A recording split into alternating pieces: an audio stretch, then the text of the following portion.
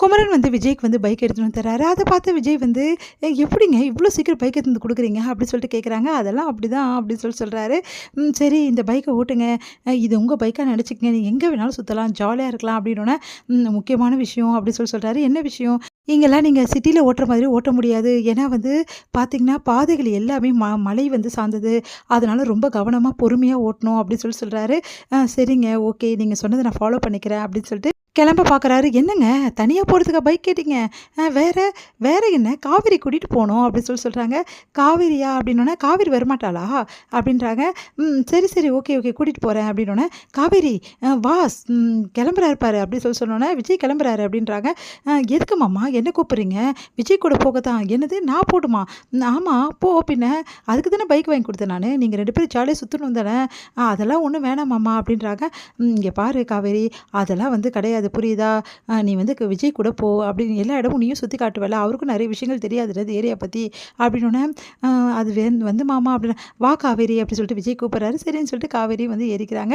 அடுத்து 2 பேருமே வந்து ரொம்ப சுத்தி பார்க்குறாங்க எல்லா இடமும். அப்போ வந்து விஜய் வந்து கேட்குறாரு, "இந்த பைக்ல வர டிராவலிங் உண்மையிலேயே சூப்பரா இருக்குல்ல. அதுவும் இந்த ஏரியால வரும்போது ரொம்ப நல்லா இருக்குல்ல." அப்படி சொல்றாங்க. உடனே வந்து, "ஆமா, இந்த ஏரியா அப்படியே குளிரா இருக்குமா. அதே டைம்ல வந்து நம்ம பைக்ல வரும்போது சில்லுன்னு காத்து வரும். அதுவும் சூப்பரா இருக்கும்.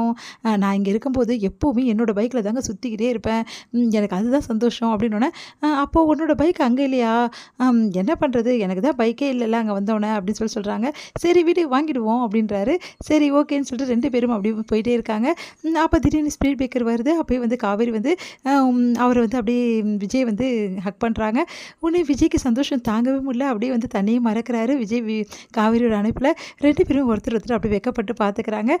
எல்லா இடமும் காவேரி வந்து சொல்றாங்க. "இந்த இடம் தான் நாங்க வந்திருக்கோம்." அப்படின்னு சொல்லிட்டு எல்லா இடமும் சுத்தி காட்டுறாங்க. அப்போ காவேரி சொல்றாங்க, "இங்க பாருங்க, இது என்னன்னு தெரியுமா?" அப்படின்னோனே, "என்னாச்சு?" அப்படின்றாங்க.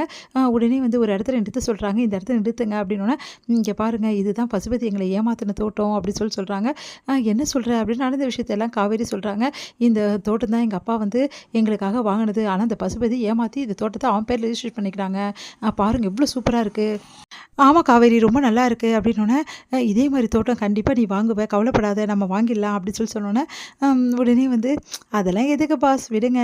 இந்த ஊர்ல இருந்தா பரவாயில்ல. நம்ம தான் இந்த ஊர விட்டு வந்துட்டேன்ல. அப்புறம் பார்த்துக்கலாம்." அப்படின்னோனே, "அதெல்லாம் கிடையாது. இந்த தோட்டம் ஆசைப்படுறல வாங்கிடுவோம்." அப்படி சொல்லிட்டு போறாரு.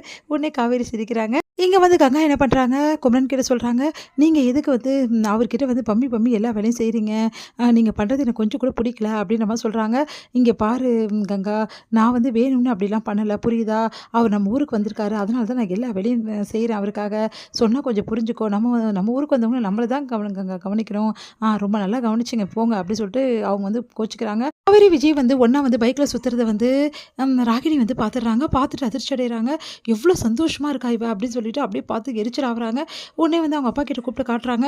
"பாருங்கப்பா காவேரி எவ்ளோ சந்தோஷமா இருக்கான்னு சொல்லிட்டு. இவ சந்தோஷமாவே இருக்கக்கூடாதுப்பா. நீ கவலைப்படாதம்மா. அந்த வீட்டுக்கு நீ போக போறல்ல. அதுக்கப்புறம் என்ன இவ்வளோ ஒரு சந்தோஷம் கண்டிப்பா காணாம போயிடும்." அப்படின்னோனே, ஆமாப்பா அதுதான் நானும் எதிர்பார்த்துட்டு இருக்கேன்.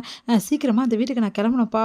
அப்பதான் வந்து அவ முகத்துல வந்து இருக்க அந்த எரிச்சல நான் பார்க்கணும்." அப்படின்னு சொல்லிட்டு சொல்லிட்டு இருக்காங்க ராகினி. "நீ கவலைப்படாதம்மா. அதெல்லாம் அப்பா பார்த்துக்கிறேன். அதெல்லாம் விட்டுட்டு அஜய் கூட எப்படி சந்தோஷமா நீ வாழ போற உன் வாழ்க்கைய அப்படின்னு மட்டும் யோசிம்மா இப்போ. அதாம்மா ரொம்ப முக்கியம்." அப்படின்றாரு. "சரிங்கப்பா, நான் வந்து அதே மாரி இருக்கேன்ப்பா." அப்படி சொல்லிட்டு ராகினி சொல்றாங்க. இதோட முடியுது.